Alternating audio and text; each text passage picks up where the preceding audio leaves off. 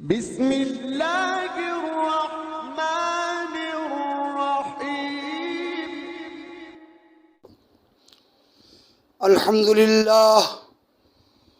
الحمد للہ وکفا وسلام علی عبادہ الذین اصطفى اما بعد اللہم صل وسلم وبارک علی سیدنا محمد وعلى آله وأصحابه كما تحب وترضى عدد ما تحب وترضى اللهم صل على محمد عبدك ورسولك وصل على المؤمنين والمؤمنات والمسلمين والمسلمات. أعوذ بالله من الشيطان الرجيم. بسم الله الرحمن الرحيم. غير المغضوب عليهم ولا الضالين آمين. قال النبي صلى الله عليه وسلم الفاتحة أم الكتاب أو كما قال النبي صلى الله عليه وسلم. صدق الله مولانا العظيم وصدق رسوله النبي الكريم الأمين ونحن على ذلك لمن الشاهدين والشاكرين والحمد لله رب العالمين. اللہ جل شانہ نے پچھلی 2 آیتوں میں اپنے بندوں کو یہ سکھایا کہ نماز کی ہر رکعت کے اندر مجھ سے مانگو اہدنا الصراط المستقیم. اے اللہ ہمیں صراط مستقیم پر قائم فرما.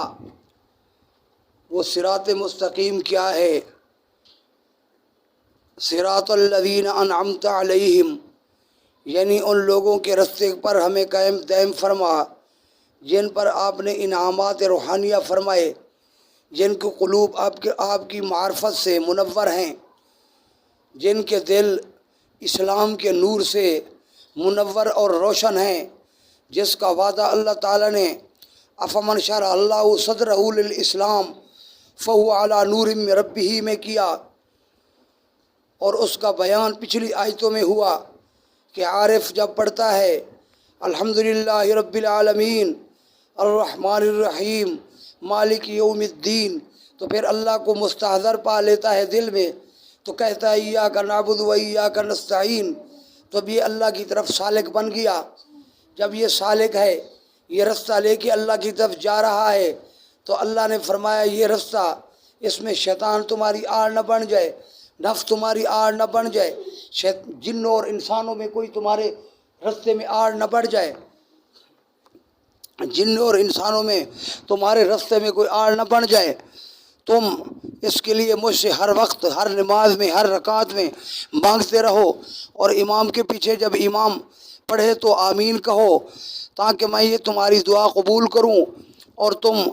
اہل اللہ کے راستے پر، جن پر میں نے انعامات کیے، جن کا یہ مقام ہے کہ وہ میری طرف سالک ہیں، وہ رات دن روحانی سفر کر کے میری طرف آ رہے ہیں، اس رستے میں ان لوگوں کی تقلید میں پختہ اور پکے رہو، تمہیں کوئی گمراہ نہ کر لے. اور ساتھ پھر یہ مانگو غیر المغضوب علیہم، نہ کہ ان لوگوں کا رستہ جو اللہ کے غضب کے مارے ہوئے ہیں، ولا الضالین، نہ ہی ان لوگوں کا رستہ جو بھٹک گئے ہیں، خواہشات نفسانیہ میں حد سے تجاوز کر گئے ہیں، شریعت کے مسائل کو انہوں نے اپنی خواہش کے دو پر لگا دیا ہے، اس کے اندر اپنی طرف سے نئی نئی طویلیں اور رات دن نئے نئے خواب، سبز خوابوں میں آ کر شریعت کی شکل کو بدل ڈالا ہے. دنیا کے مقاصد، دنیا کی خواہشات، دنیا کا مال اور دولت بٹورنے لگ گئے ہیں. اے اللہ ہمیں ان لوگوں کے راستے سے بھی بچا، اور ان لوگوں کے راستے سے بھی بچا جنہوں نے گستاخی اور بے ادبی میں آ کر رستہ اور اختیار کر لیا شیطان کا، بے ادب ہو گئے ہیں، بے ادبی اور گستاخی میں مارے گئے ہیں. مگر اللہ تعالیٰ نے بے ادبی والوں کو پہلے بیان فرمایا غیر المغضوب علیہم، مجھ سے مانگو کہ نیک لوگوں کے رستے پر ہمیں قائم رکھ، لیکن ان لوگوں کے رستے سے بچا کے رکھ جن پر تیرا غضب ہوا، جو غضب کے مستحق ہو گئے، گستاخیوں اور بے ادبیوں کی وجہ سے. اللہ کی گستاخیاں، اللہ کے نبیوں کی گستاخیاں، صحابہ کرام کی گستاخیاں، اولیاء کرام کی گستاخیاں، شہداء کی گستاخیاں، صالحین کی گستاخیاں، غرض جتنے منعم علیہم لوگ گزرے ہیں ان منعم علیہم لوگوں کی گستاخیاں کر کے جو غضب کے مستحق ہو چکے ہیں، اللہ ان گستاخ لوگوں کے رستے پر بھی ہمیں نہ چلا اور ان کے رستے پر بھی نہ چلا جو لوگ جو ہے وہ اپنی خواہشات میں، دنیا کا مال بٹورنے میں، دنیا کے من دھن کو حاصل کرنے میں وہ لگ گئے ہیں۔ اے اللہ ہمیں ان لوگوں کے رستے میں بھی نہ مبتلا فرما، یعنی ہمارے اندر نہ گستاخی آئے، نہ علمی بے غیرتی آئے، نہ ہمیں پیٹ کے پیچھے دین بیچنے والا بنا اور نہ ہمیں گستاخ بنا، ہمیں اہل اللہ کے رستے پر چلا، اہل حق کے رستے پر چلا، جو تیرے منعم علیہم لوگ ہیں ان کے رستے پر چلا۔ ہر وقت اللہ کی طرف متوجہ ہو کر یہ مانگتے رہو۔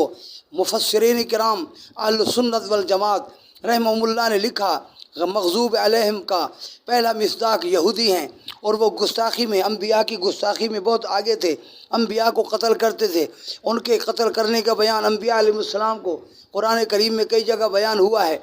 اور ان پر غضب اور لعنت اسی وجہ سے اللہ تعالی نے کی کہ وہ اللہ کے نبیوں کو گستاخی میں بڑھ کر قتل بھی کرتے تھے۔ اور دوسرے جو